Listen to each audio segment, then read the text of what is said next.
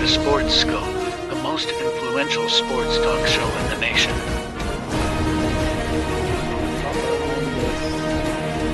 What is today, the 19th? Stay tuned for updates and great sports content. Hello, everybody. Welcome to the Real Sports Scope. I'm your host, Robert Butler, on this 23rd day of January, Thursday here. Got a great show with you on for tonight. Jason Patterson, who covers the Kansas City Chiefs. Yes, covers the Kansas City Chiefs. Talk to the Kansas City Chief players. Going to ask him a few questions about this week's game, huge game against the Buffalo Bills tonight. Maybe even to get some insight on, was it Borgazzi? The general manager that the Titans hired here. Going to ask him about that. Mark Andrews finally comes out. I don't know why the tight end coach or somebody didn't tell Mark Andrews, listen, man, you had a rough day. The world saw it. Go ahead and own it and be done with it. But he puts out this statement today. I got a few comments about that. Bill Belichick finally signs his contract. So I think he will coach officially the North Carolina Tar Heels this year. So we got a little bit of insight on their opening day, and also crazy stuff with the Tampa Bay Bucks and the Jacksonville Jaguars situation. Kind of an odd situation there. I'll comment on. So first, let's take our first and only break. I'll be back here momentarily, and we will hit the ground running here on the Real Sports Scope. Hello, Sports Scope followers. The program has seen tremendous growth since going 5 days a week. I just wanted to thank everybody for your cash contributions and sharing the program with friends and families. Just a reminder, if you want to contribute to the program, go to the Cash App, the cash sign, and Sports Scope. There are other ways to contribute to the program listed at the bottom of the screen. If you want to advertise on the program, go to sports, that is sports with an S, another S, scope, SKOPE, at gmail.com, just like it's listed at the bottom of the screen. Thank you and enjoy the program. I'm Mac, CEO of National Streaming Sports and host of the Mac and Jack Sports Show. You're watching the sharp-dressed man and the big story breaker, Robert Butler, on Sports Scope, Monday through Friday at 8 p.m. Eastern on National Streaming Sports. Introducing National Streaming Sports, live and on-demand sports talk programming that you can access 24/7. For the premier sports talk experience, tap into our Roku channel. Start your mornings with Mac and Jack covering all the weekend sports action. Then pour a cup and enjoy all the sports you can drink on the Coffee and Sports podcast. At midday, talk sports from east to west on the Coast to Coast podcast. Followed at night by some hot girl talk with Prim and Proper Sports featuring Sonia Pearson. Talk boxing on the Gloved Fist. Yankee fans tune in for Start Spreading the News. And there's more on the College Sports Huddle and Sports Scope with Robert Butler. There are 20 podcasts in all and 70 weekly shows giving us a 3.4-star viewer rating. To find us on Roku TV, search for National Streaming Sports on the Roku search bar. Click on the logo and you're in. National Streaming Sports, live and on-demand sports talk for America. All right, great intro there. Hello, everybody. Okay, interesting story here out of Baltimore there with the Ravens. Mark Andrews. Listen, he probably had he had his worst moment in NFL career on Sunday night with the strip fumble. And, of course, we know about the infamous now drop 2-point conversion that would have potentially sent the game into overtime. Of course, there's a little over a minute left. Buffalo could have came back and got a game-winning field goal. They were down 8. But, he seems to be taking it pretty hard. Don't really, like I said before the break, I think that I didn't realize this until the other day. This was Sunday night's game. that he had totally avoided the media after this incident had happened, or not incident, after he had this rough game. And, that's the worst thing you should do. Like I said before the break, the tight ends coach, or even John Harbaugh himself, should have went up to Mark and said, listen, it's a team sport. There's a lot of big play, and this is true. He's made over his career. He's been the number one guy for Lamar Jackson before they got Zay Flowers. He's the most consistent player out there. He was the second tight end drafted in the same draft. If you all recall, there was another tight end drafted ahead of him. I think it was Hayden Hurst out of Arkansas, matter of fact. I got Jason Patterson coming on 30 minutes past the hour. He covers Arkansas. But Andrews, I want to say, was like a second-round pick or something like that. May have been a later-round pick. And he just outplayed everybody. He's a very consistent guy. Signed a big second contract here, coming up on the last year of his contract.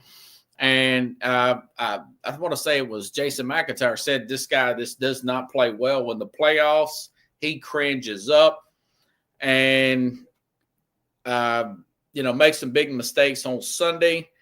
Seems to be, couldn't even show his face out in public. I understand nowadays it is emphasized, because as soon as you pick up your phone and go on, like these young guys, you don't realize you can live life without social media.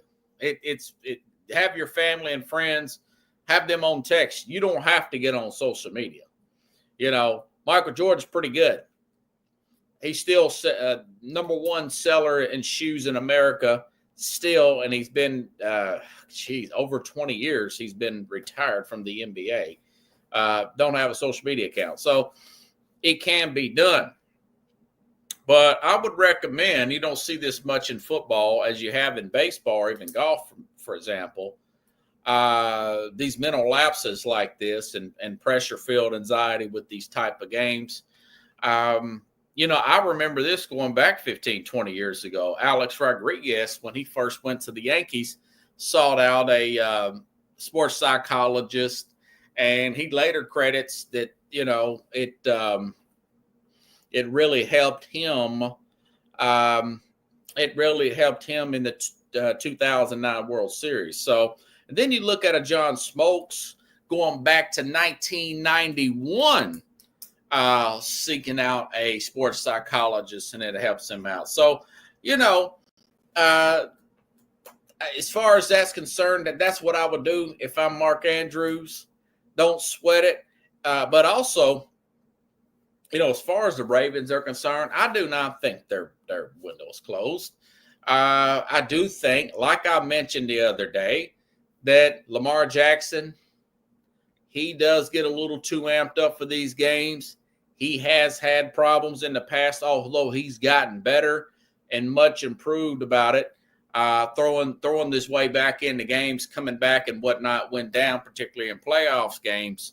But I do think this guy maybe get his third MVP, like a Peyton Manning, who didn't get his first playoff win to his fifth year in the league. This guy was in year 3, I want to say. Yeah, against Tennessee in 2020.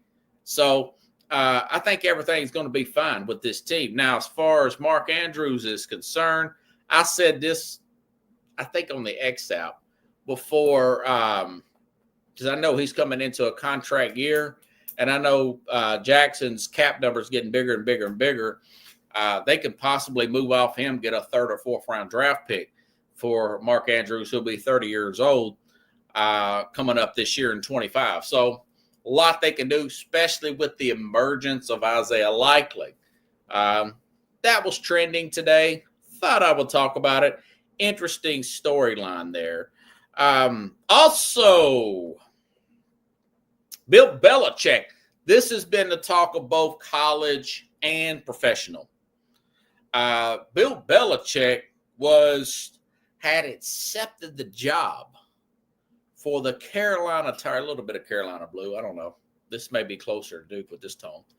With the Carolina Tar Heels back in December the 12th, 2 weeks before Christmas, he said, yes, I'm going to take that job with the Tar Heels. then then the story started coming out about him wanting to bring on his son, which he later did. His son was defensive coordinator with Washington. His son's going to be, I guess, the coordinator with him at Carolina. And then his son is supposed to take over for him at when he's done at Carolina. Also came out about his contract that after June 25th, the buyout goes down to $1 million. That's $10 million now, which $10 million to these NFL owners is nothing, especially some of these higher-end billionaire types. Somebody like Jerry Jones could buy that out without any issue. But it goes down to $1 million after the 25th of June. Today, we're talking almost a month later, he officially signs the contract. I think what he's going to do, like I said from the get-go, it looks like he's going to take this job. He's going to get set up the first year, get the foundation set. He's going to be training his son on the job. There'll be 6 or 7 more NFL jobs that will come open next year, just like it was 6 or 7 this year. Maybe something happens with the Eagles. What if the Eagles lose Sunday? What if there's another fallout there with the Eagles and he takes that Eagles job? Maybe that happens. I don't know. Maybe there's another fire in there. What if the Dolphins down in Miami get tired of McDaniels? They want to bring in Belichick, Stephen Ross, whose teams have went against him for years and years and years back when he was up in Buffalo.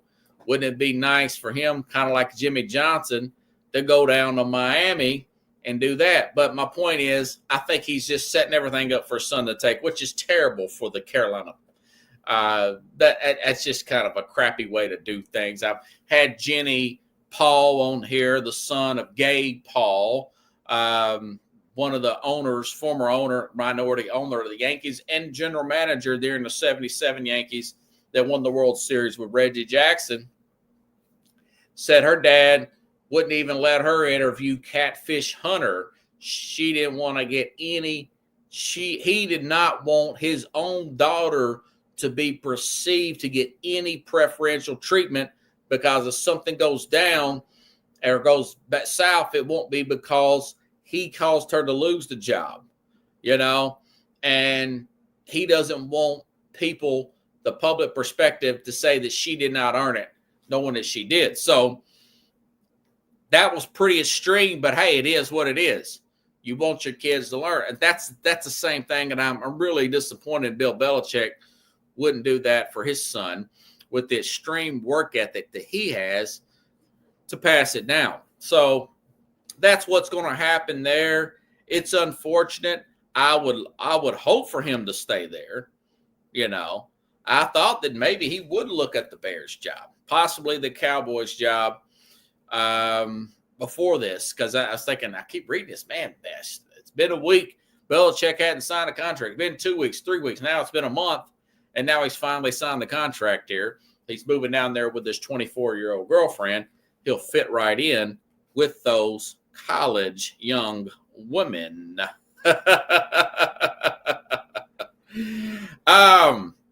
Well, we still got plenty of time here. What a crazy story, folks, out of, yesterday I had talked about,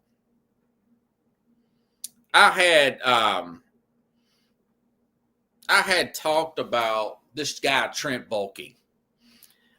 He's now the former general manager of the Jacksonville Jaguars. And this job, it was my number 3 job in the power rankings of head coaching jobs available, okay, behind the Patriots and behind the Bears.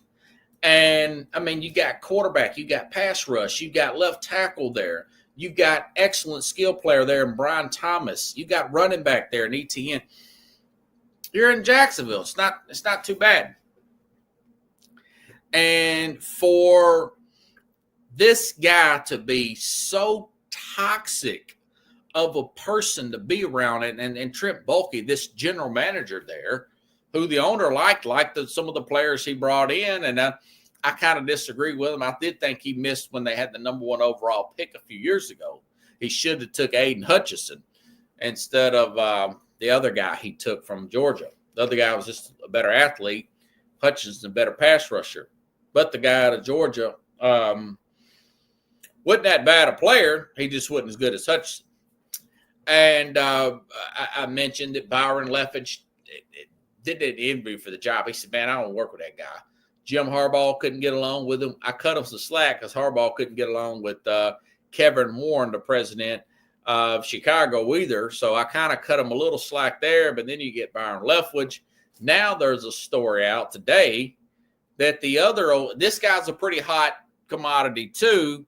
This Liam Cohen, the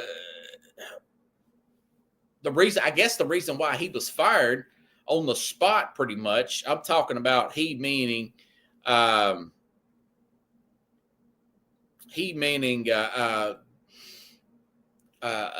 there is because of Bulky. And this is after it was widely reported that the owner had let it be known that they would not have to report to Bulky. And how bad does it have to be? And you say, well, you repeat the same story. Well, no, not really. The issue is that this guy, Liam Cohen, now he's back on. Okay, here's what I'm getting. Ian Rappaport says coaching searches get crazy. Bucks agreed to an extension. This guy had already agreed to go back to the Bucks as an offense because he's had some good chemistry there with Baker Mayfield. He's continuing on what the other coordinator did. Okay, but Ian Rappaport saying searches can get crazy. This is a new one. Bucks agreed to an extension, but it wasn't signed. No contract at all between Cohen and the Bucks. The Jaguars situation changed dramatically. Now he's in the Jacksonville building discussion, the head coaching job. And then Jordan Schultz, another reporter here, says he's interviewing a second time for Jaguars for their head coaching job. Cohen previously elected to remain with Tampa after Bulky was fired. I guess he slept on it and said, well, Bulky's not going to be there. I had a guy when I graduated college, and foolish enough, and a lot of you know me personally, when I was foolish enough to walk away from a job out of Laughlin, Nevada as a newspaper reporter, I had an issue with a guy there too as well, this guy. And the boss had told me that I could just report to him, the big boss. And he said, this guy's really hard to deal with. That's fine. And plus, I wanted them to pay me more money because they kept giving me more and more job titles. And they were going to give me a raise, but I didn't think they was going to give me the one I wanted. So I got frustrated, got a little homesick, went home, and took a job at my old security job. But they got a new account, big raises from 9-something an hour. We're talking 2007 here, all the way up to 12 and 14 for supervisors, and I qualified for a supervisor without my credentials on this state account. And I met up with some guys during training there, and I remember this guy telling me that him and about 5 of his friends, good guy that's been on this program before, and he says, we all went here to get away from this one supervisor. And he had followed us over here. And this guy really took his job too serious. We thought he just simply had mental problems. It was that bad. He was very extreme with all the rules. He went beyond what the post orders did. He was really a wannabe cop, real toxic, very disrespectful to people. Embarrassed the officers out in public in front of the state employees, and eventually he got moved and whatnot. But I think about a guy like Trent Baalke. It got to the point where people not only just didn't want to work, they didn't want to be in the same room with this guy. He was that toxic, and he eventually got himself in trouble, and they eventually fired him. But the company, which they love those military guys, but they didn't have to deal with him. The upper management didn't have to deal with him. They thought that, people were complaining because he was people didn't want to work. He wasn't keeping them in line. But it just got to the point where nobody wanted to work with him, and they eventually had to move off. I feel like that's the same thing with this guy. And the problem with Trent Baalke is the football world knows about this. The NFL is so publicized now, But I never seen one like this. There were other managers that coaches didn't like to deal with, but the fact that this guy does not have any power over the coaches, and for good coaches to back out just because they didn't even want to have to run into this guy in the hallway, is that he must really, really have a sour personality. So I don't know how he gets a job ever working with people. Maybe he's a good talent evaluator, and he's one of those people that looks at he's just good at just looking at film. He knows what to spot and stuff like that. Player personnel evaluator, and then he deals with one other person, gives the information, then the other person rolls with the information. Maybe he can get a job doing something like that, but any kind of a hands-on management, I couldn't imagine him getting this, because now the Buccaneers essentially got to look for an offensive coordinator, and the Jacksonville's a little bit behind on their coaching search, So I thought that was pretty interesting stuff here. This guy was that toxic that the good candidates, because I was thinking, man, Jacksonville's got everything. And this guy just ran off a lot of talent. Why aren't they contacting Mike McCarthy? I think Mike McCarthy's going to sit this one out. If I'm McCarthy, I don't want to go to the Raiders. Definitely don't want to go to New Orleans. New Orleans don't realize they got a problem. The general manager there was it Mickey Loomis. I mean, they've been 50. They got the worst cap problem in the whole NFL. They're $56 million over the cap every year. 1 year, $100 million. And this guy refuses to just hit the reset button and start over and get totally under the cap and get the team rebuilt. He keeps putting off the inevitable because I guess the owner likes him and letting him do it. So that's why nobody took that job. They're not picking high enough to get a franchise quarterback, and they don't have enough money to go get to beef up the roster. So they're between a rock and a hard place. And the Raiders are the Raiders. Now, I said it was better than the Saints. Raiders got a lot of money. They've got the 6th pick, and they do have some skill players. Brock Bowers, a phenom of a tight end there to throw to, and they got an edge rusher there and whatnot. Now, I love to say their left tackle's not that bad either. So, we'll see. I think Pete Carroll may take that Raider job, but nothing's been official yet. Now, everything is still kind of floating out there. And Brian Schottenheimer is interviewing for the Dallas job. That's what they've succumbed to. But, side note about Bill Belichick, who is officially, by the way, if you just tuned in, he has actually signed his contract. He hadn't signed a contract, and it's been over a month. He agreed to take the job in December the 12th. This other note that I got here, and I didn't mention it earlier, that he will make his coaching debut on Monday, September 1st. That's Labor Day weekend against TCU. That will be a highly televised game, and it will be on ESPN. It will be on ESPN at 6:30 Central, 7:30 Eastern. Cannot wait.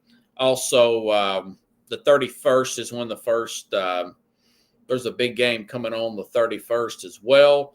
Hey, listen, folks, the seasons are getting longer, and it seems like it's getting Notre Dame will play at Miami on Sunday, August 31st. So August the 30th, we'll get to see college football. August the 30th will be the start there. That's that big Saturday there. So that's Labor Day weekend. Here it is, January. So about 8 months and 1 week. 7 months. 7 months and 1 week. So we're right there at it here. Coming up here shortly. So also, and by the way, now Robert Saleh has landed in Jacksonville, what we're supposed to be an interview for tomorrow. So he supposedly, according to Jordan Schultz, you can't make this stuff up. Liam Cohen is interviewing for the second time, and Robert Saleh, that's the former Jets coach. That's what they said come to. So Saleh was probably scheduled to come for the to be interviewed because Cohen had backed out. And Saleh was probably their fifth or sixth choice there to interview for this job because nobody else wanted to deal with Trent Baalke. I mean, that's just, you hear this stuff all the time. Maybe it's more prevalent. Maybe this has probably been the norm for years, but we've never had social media like this where all the reporters have phones and they can just put this stuff out and we've got it just like that. We've got more inside than we've ever had before in the NFL. I was just finishing up watching Hard Knocks and the rough loss there for the last team in the AFC North, which was Baltimore. And then maybe they do another one, but it seemed like they were wrapping it up this past week. We've also had a Hard Knocks for the first time that I can ever remember, where they went into the Hard Knocks behind the scenes from the management side, and as far as what they had to do to deal with the NFL draft. I hope they do that again. Maybe they'll do it for the Tennessee Titans, But we shall see. We shall see. Now, NFL Rookie Watch, by the way, speaking of the Titans, it's another site I follow, going over some news and notes. Now, this thing is changing constantly. I follow the NFL scouting site and Rookie Watch, and what's this other one I follow here? Rookie Watch. So they just get all kinds of stuff here. It's off of the X app. It says there's reporting belief that NFL scouts that are between 4 and 6 quarterbacks be selected in the first round. Now, a week ago, that wasn't the case. We go through this every year where it's not a quarterback draft. It's not a quarterback draft. Then you start to get more in the offseason. We've got the East-West Shrine game Saturday. Next Saturday, which is the week before the Super Bowl, every year down in Mobile, hopefully the snow will be gone, you have the Senior Bowl. And then guys' stocks start to go up and down and rumors start to float, and then you start to get it.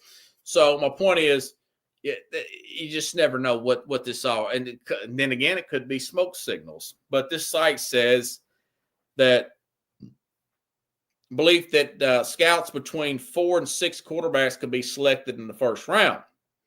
Outside of Schroeder Sanders and Cam Ward, multiple scouts have first-round grades on Jackson Dart, whose stock was really high at the beginning.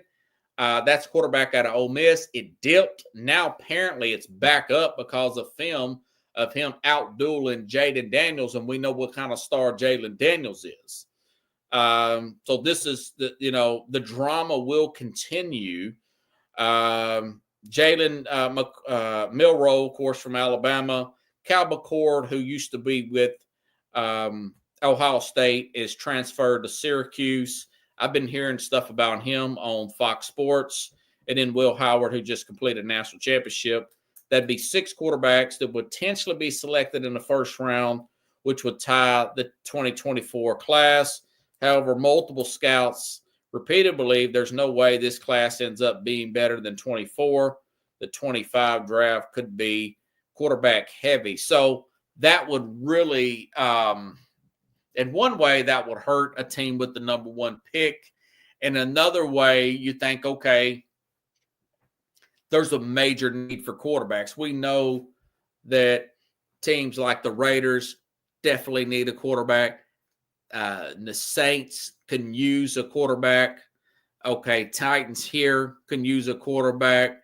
Contrary to what the reports say, the Cleveland Browns could use a quarterback because they don't know how bad that Deshaun Watson's injury is. The Giants are picking 3rd, need a quarterback. So those are teams that definitely need a quarterback, especially the Giants and the Titans and the Raiders. It's not even close with those teams, And quite frankly, I mean, the Jets, look at Aaron Rodgers' age there.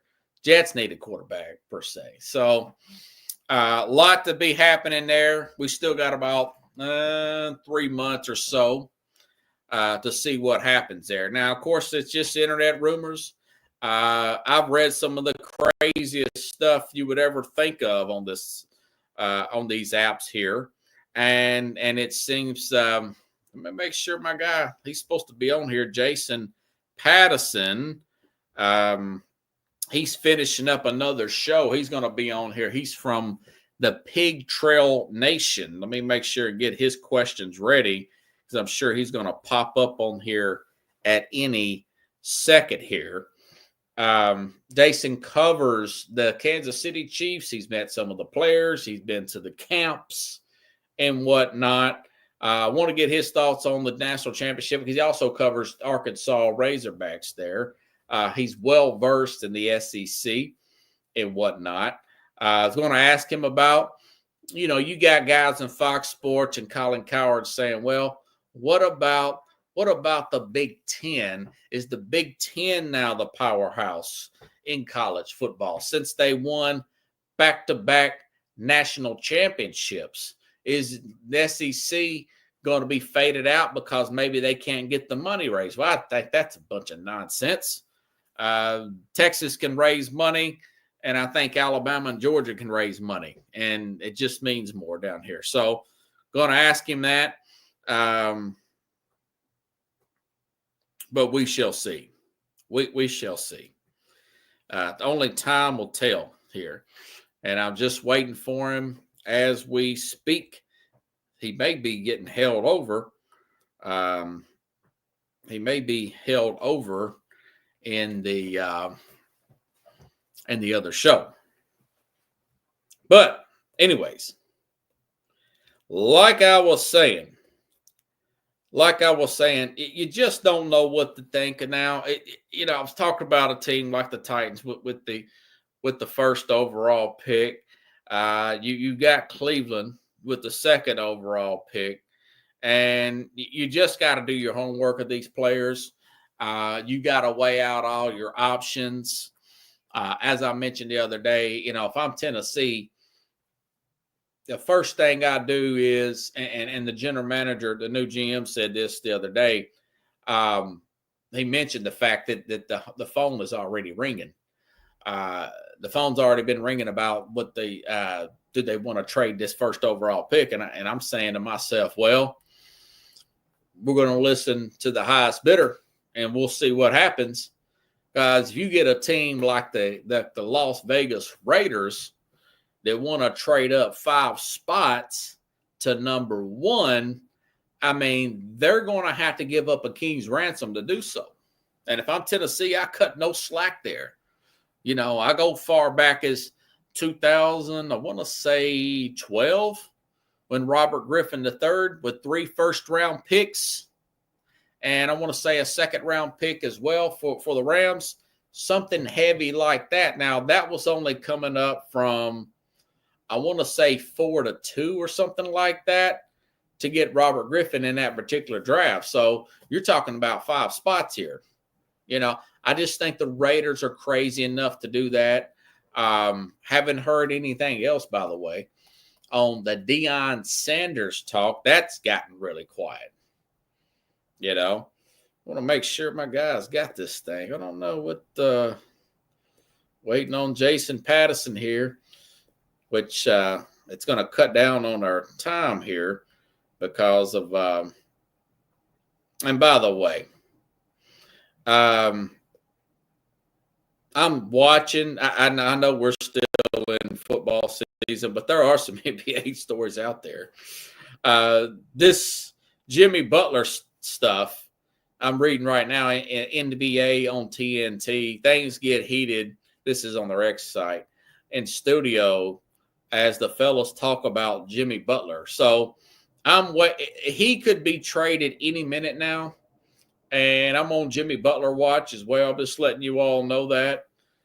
And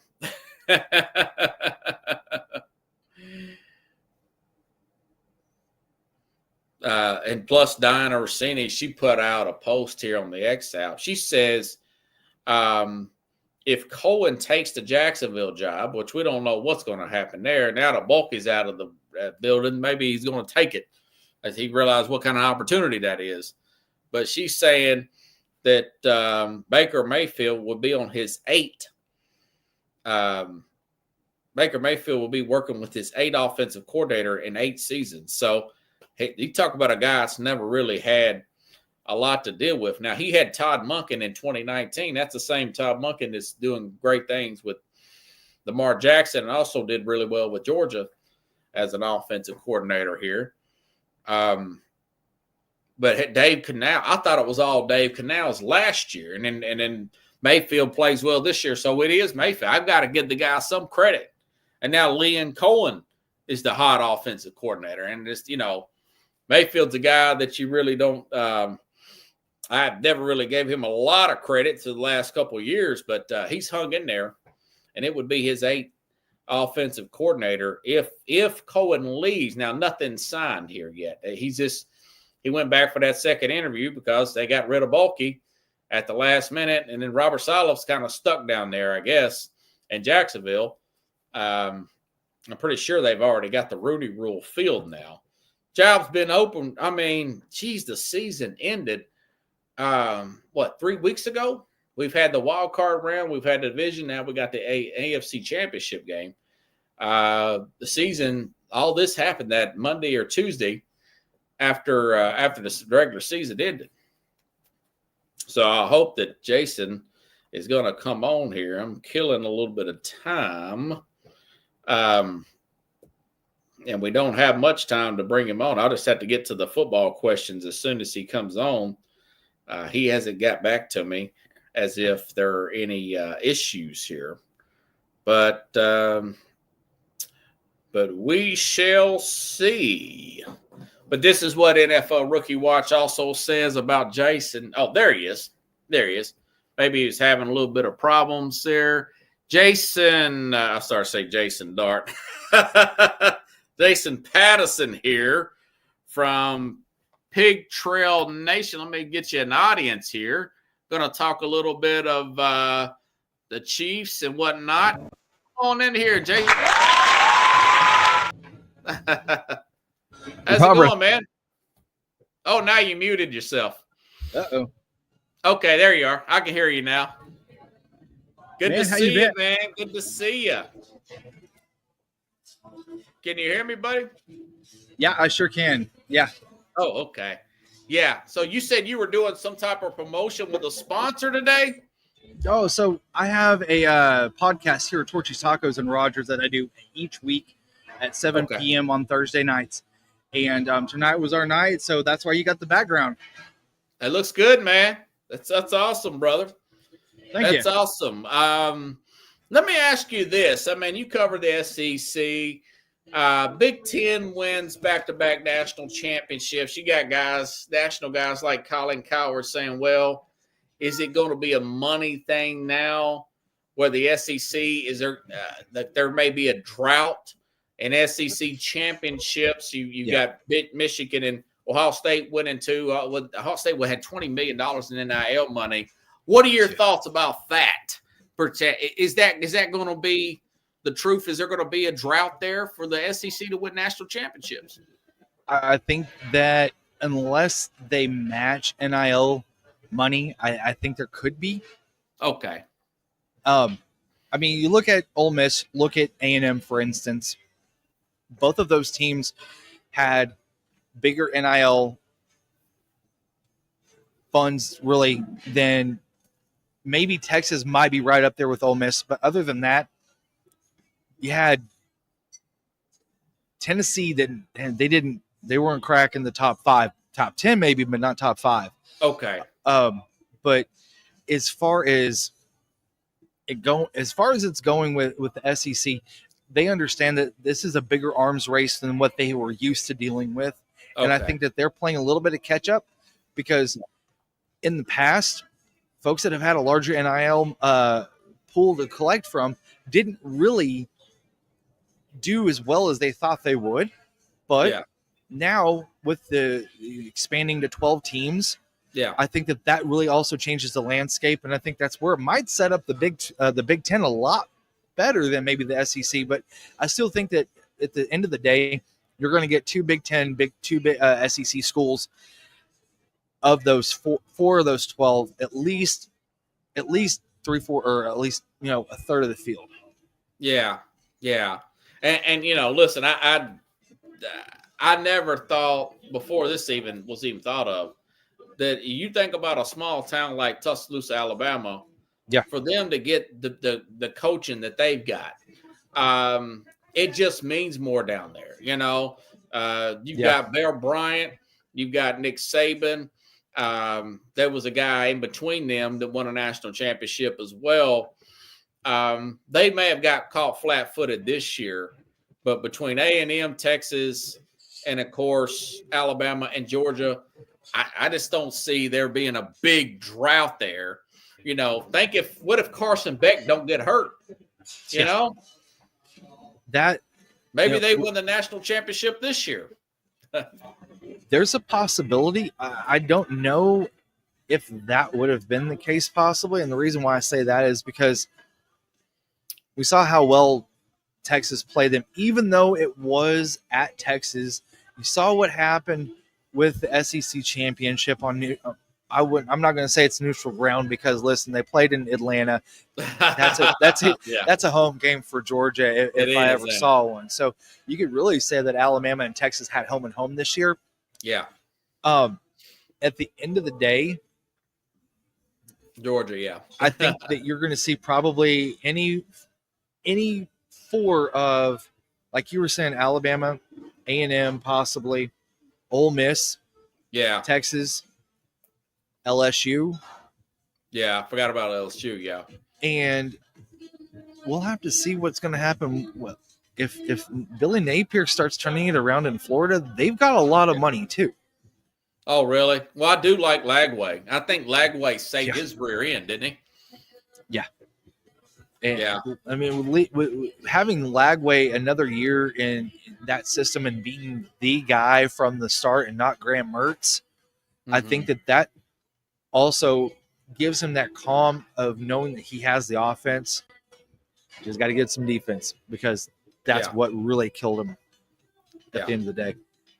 Yeah, I think that guy could be a number one, a first-round pick. I don't know about number 1 overall, but I think in a few years that Lagway is freaking talent. He's one of the best Florida quarterbacks I've ever seen. I mean, he's got that quick release.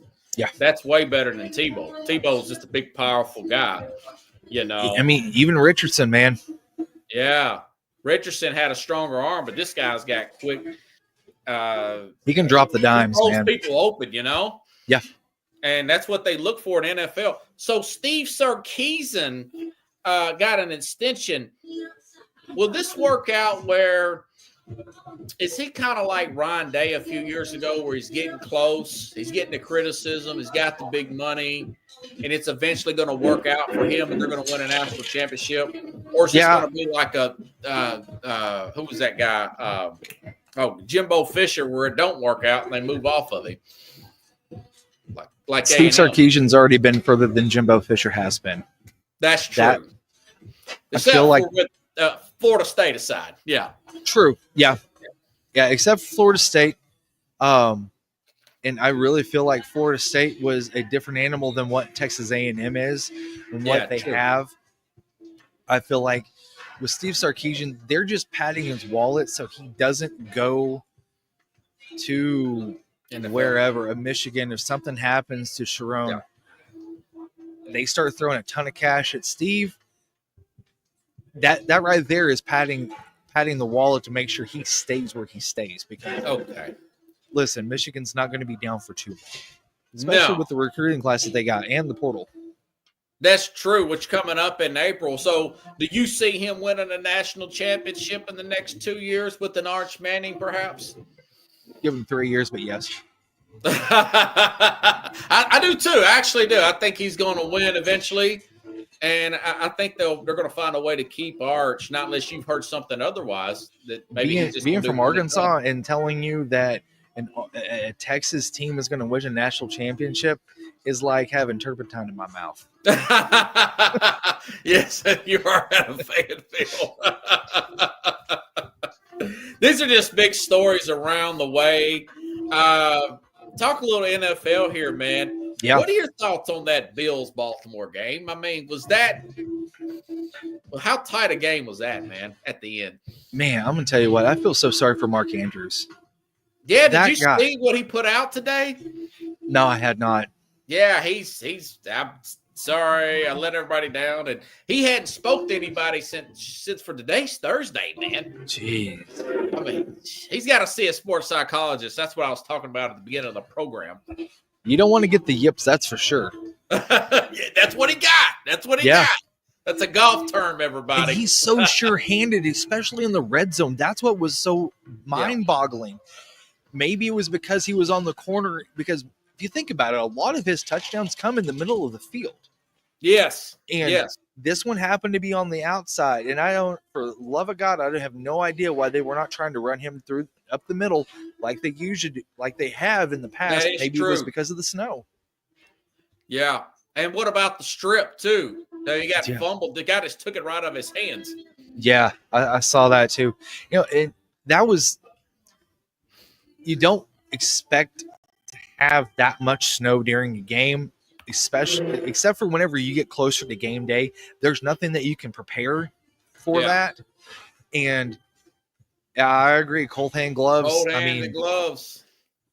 Man, they'd be breathing on those gloves and put some 98.6 to do anything. I mean, John Smoltz, pitcher for the Braves, he went to a sports psychologist, said it changed his life. So did A-Rod. Smoltz, whenever he made that transition from starting pitcher to going to the bullpen, and he really honestly made his bread being a closer at that point. And I think that there's a lot of people that really know him for being more of a closer than a starter, because at the time, him, Steve Avery, Greg Maddux, all those guys were really battling who was really the best on that staff, and that was so much fun to watch. Yeah. Yeah, and but he talked about it. That's what I think Andrew should do. I mean, I've also heard that he just had bad games in the playoffs in general. So he's a teeth clincher. He's Peyton Manning in the first few years. Kind of like Lamar Jackson himself. You think they're ever going to win a Super Bowl with Lamar? I don't know. Them adding Derrick Henry was their way of letting the rest of the NFL know that they were serious. Yeah. Yeah. And it didn't work out the first year. They've got a couple of more years left in the tank for sure with Derrick. And I think if they keep building that defense the way that they have, and keep building it up and keeping those I'm going to tell you what, the wide receivers for the Ravens were outstanding this year. A Yeah, bunch they of were. guys. It really reminded me of the Patriots, where there were some guys that you really didn't quite know about that were really kind of small and shifty, but they Yeah. were always having that knack of getting open in space. Amen, brother. Amen. Yeah. Zay Flowers wasn't there, but Bateman was a first-round pick. Aguilar's got some good hands. He can get open. Sometimes he drops it, but and likely, like I was saying, they can move off of Andrews. He's in the last year of his contract. Yep. They're going to have some cap issues because Lamar's getting paid a lot of money. Lamar may get his third MVP. Any quarterback that's won 2 MVPs in the history of the game, all of them have won Super Bowls. I was not a Lamar fan at first. I dogged him out up until about a couple of years ago or last year, to be honest with you. Yeah. But I think the guy's really got that grit to really be successful in the NFL, and he's not all about the money and stuff. I think eventually he will win one if they're patient with him, like Peyton eventually did. Well, you think about it, John Harbaugh's he's been to the top. He had. Yeah. And so if he hadn't been to a Super Bowl before, I would probably say this might not work out. That's true. That's true. He has. They've been to the top. Yeah. So good point. I don't know. I think that they have the horses to do it. I think that it's kind of like MJ in the late 80s. Yeah. Having to go and getting some of their lumps and figuring a couple of things out. Losing because listen, to the Pistons, the Celtics, man. Yeah. They've been toe-to-toe with Kansas City. They've been toe-to-toe with Buffalo. Yeah. They're there. They're on the precipice of it. They just have to find just that little bit of extra oomph to break through. I think they can, though. How do you think this game is going to be called between Buffalo and KC? I know you saw the rumblings about the ref conspiracies. Oh, God, yes. Are they going to let them play, or are they going to be watching Mahomes with the, I think that the league has to be at least aware and present in some of the things that have happened.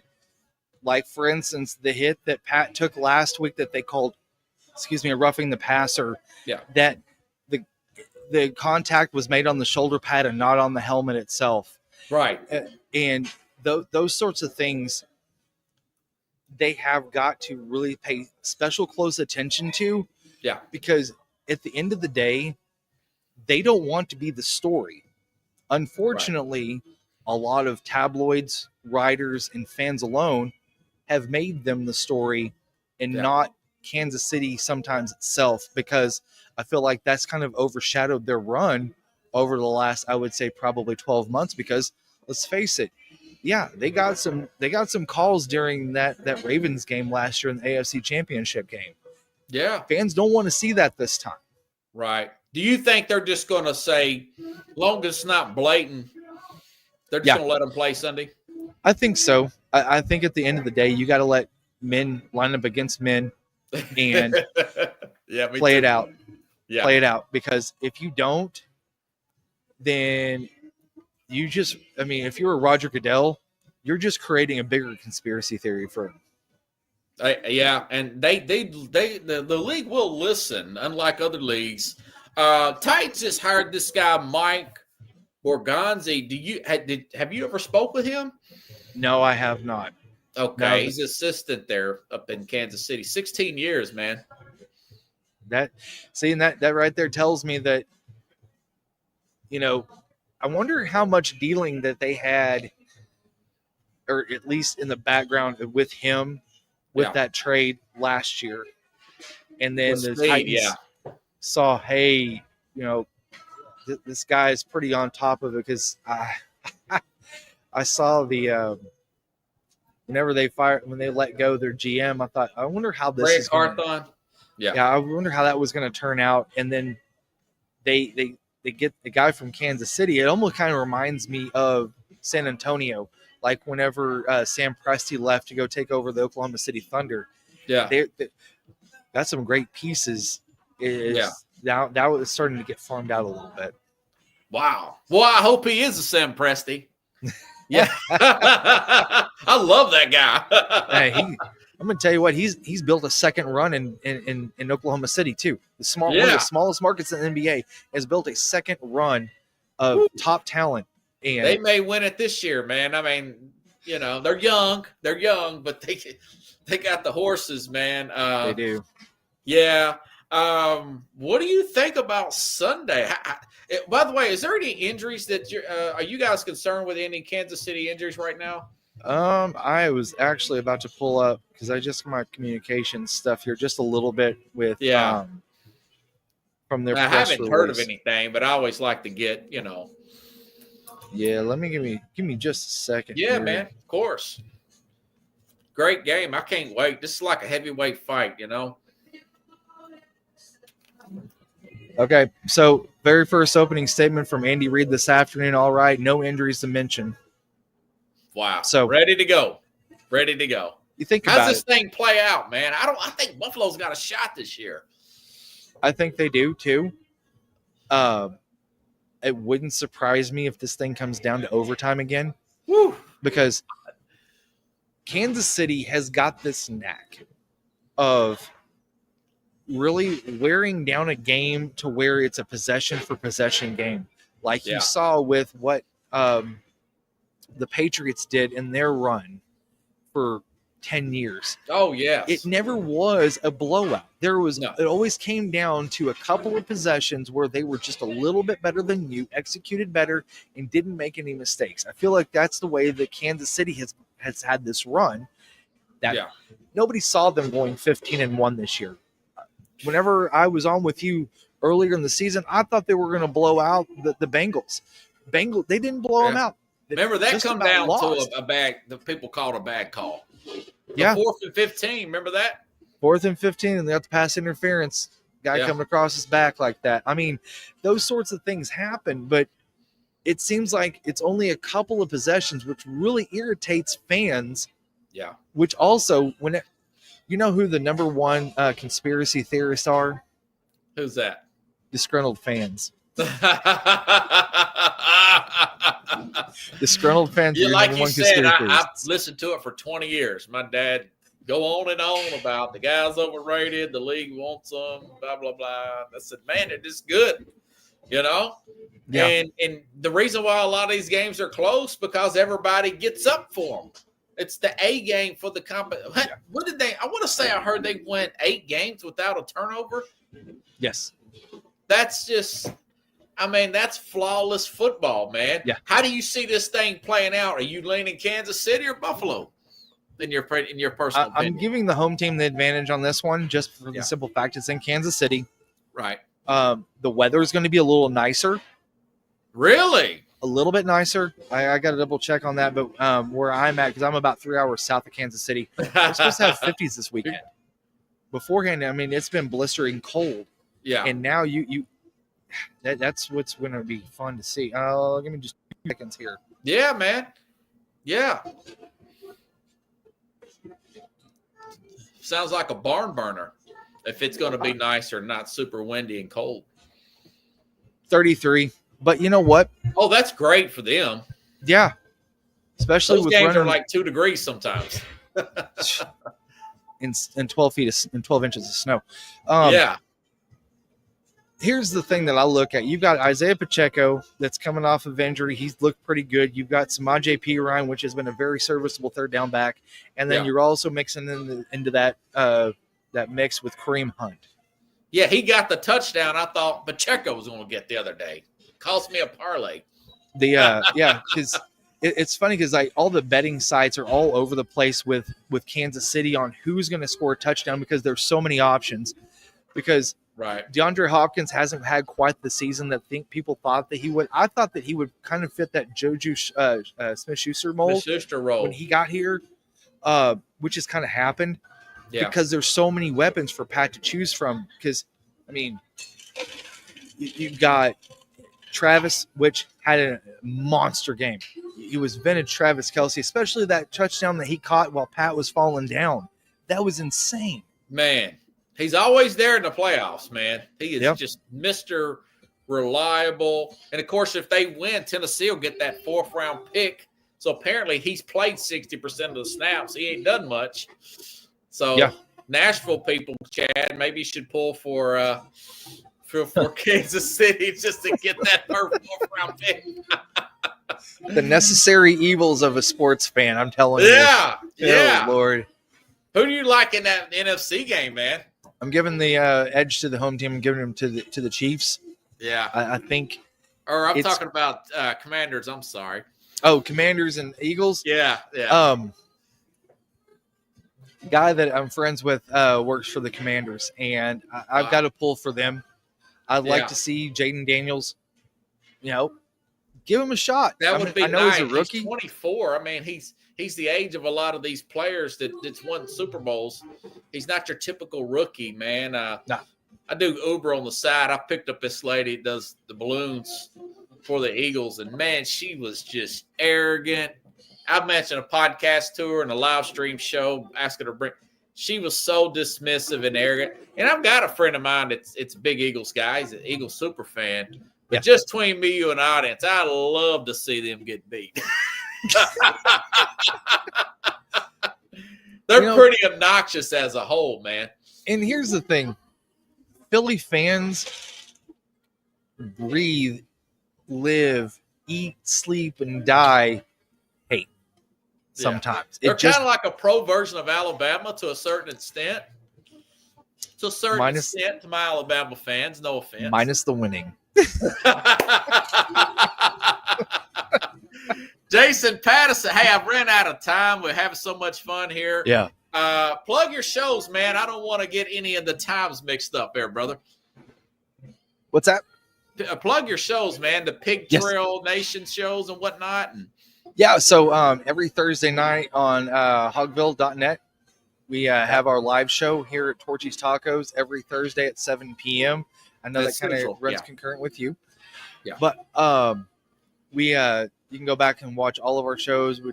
I just had Marshall Foreman, former Razorback running back. He was on with me this evening. He's got some great family lineage. His cousin, first Yeah. cousin, okay, George Foreman. he worked with who? His first cousin is George Foreman. Oh wow! And I love George Foreman. Great guy, seems like. I love Big George, but Marshall does a great job every week. He was doing our pregame show in Yeah. Fayetteville before each home game. He's on board to do it next year. Excited about that as well. And we're every Thursday night. We'll always be live talking Razorback football, off season, all kinds of stuff. I mean, the portal is a living, breathing animal in its own Yeah. right, and so whenever there's information that comes out of that, I mean, it's just, April 15th, right, Jason? Yep. Tax day and transfer portal. and that about the right truth. Holy crap! I'm telling you what. Some of these kids don't even know what taxes are. They've got to get a CPA to handle their own money. I'm telling you, man. Woo! It's Yeah. a murky world out there, especially with how things with the NIL have came down as far as rulings go. For instance, with the Yeah. NCAA coming on board saying that you can commit to one school, back out of it, and go to another school in the same semester. Now, I know that this is. I hope they change that eventually. Golly. I hope so too, but I don't know if it's going to change anytime soon. But my far-fetched thought is, what if you got a kid that played for Georgia, Yeah. gets into the portal, commits to Notre Dame. Notre Dame's playing the national championship. Oh, God. He enrolls with Notre Dame and is already in school before the national championship. Is he eligible now? That is insane. Of course, shouldn't be, but Yeah. they got to put some guardrails on this, man. I Or- had a Ohio State fan on yesterday said that, and he's on cloud nine because they won a national championship. Yeah. And he even says that. So go Or- figure. Or if you enroll at Alabama loses to Notre Dame. They have already committed to Alabama. They unenroll at Alabama, then commit to Notre Dame. That's the precedence you've set so far. Man. Yeah. Yeah, and I'd still have, call me naive, I'm pretty optimistic they're going to get it squared away. I think so, but you got to have U.S. government step in at this point. I know, and they've already stepped in a couple of times, and yeah, had to send an email to Trump's office and put that in your executive orders. He's been signing a hell of a lot of them lately. Might as well sign one more, right? Yeah, just show the little menu. No more 2 transfers, and that's it. I'm going to tell you what, you're going to have a kid come on Sunday Night Football. Yeah. It's going to be like Jack Smith, Alabama, LSU, Notre Dame, Texas. Yeah. Sometimes they say like they're high school and stuff, and that is funny, man, because I'm thinking, which one is he going to claim, Yeah. The first or the last. Jason Patterson, everybody. Hey, thanks again, man. Hey, listen, if they come on, if they make it to the Super Bowl, you think you can come back on? Always. All right, brother. Hey, have a good one, man. You too. Thanks, Robert. See you, buddy. Jason Patterson, everybody. I'll be back on tomorrow. I can't believe tomorrow's Friday, but tomorrow is Friday with the Mad New Yorker. We'll go over these games and we'll pick the AFC Championship game. And, of course, the NFC Championship game. We'll have our Super Bowl picks here. So have a good night, everybody. See you tomorrow. Same time, same place here on The Real Sports.